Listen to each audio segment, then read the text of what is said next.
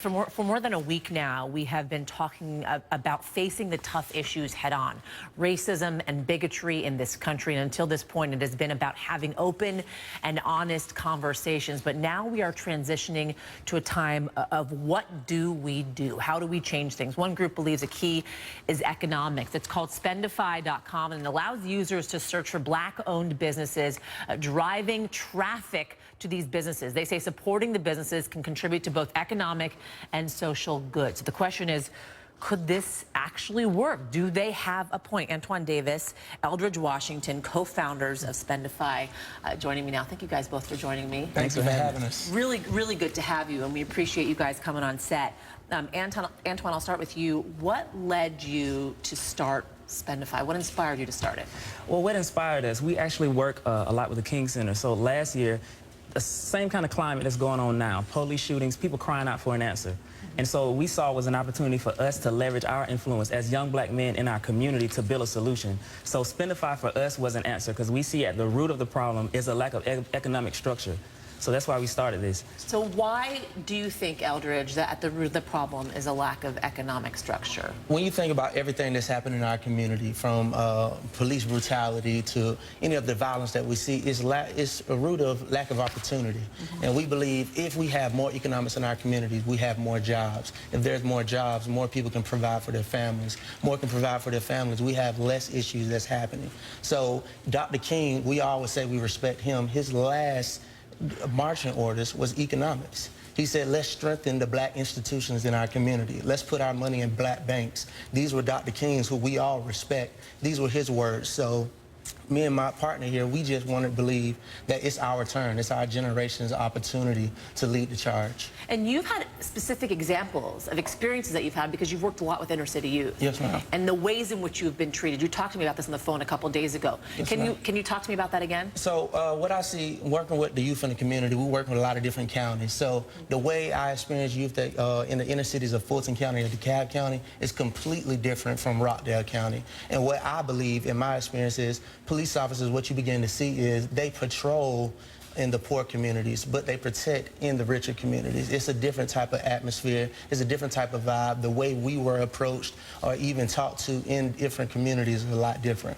If there are more thriving African-American owned businesses, what type of example could that set, Antwon? I think that sets a precedence to our country that we could actually be a part of economic value as well. When businesses thrive, when the community thrives, we're able to contribute. And I think part of the issue is a lack of dignity and respect for the Black community. And so what we see is a way to even the playing field by contributing this way, contributing our dollar to economic and social good in the community. Are you getting a good response outside of Atlanta? Because I know that right now this is just happening in Atlanta. We're getting an amazing response. When we first started, we were literally only focusing on Atlanta. And last week, rest in peace to Sterling and his family, to him, the whole community worldwide, even as far as the UK, have begun to hit us up saying, we need to find Black-owned businesses in our community. We don't know where they are. Statistically proven, 8 out of 10 Black-owned businesses are failing within their first 18 months.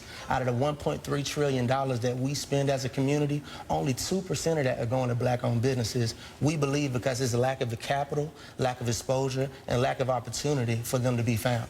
On a more basic level, your reaction to what's taken place over the last couple of days, Antwon?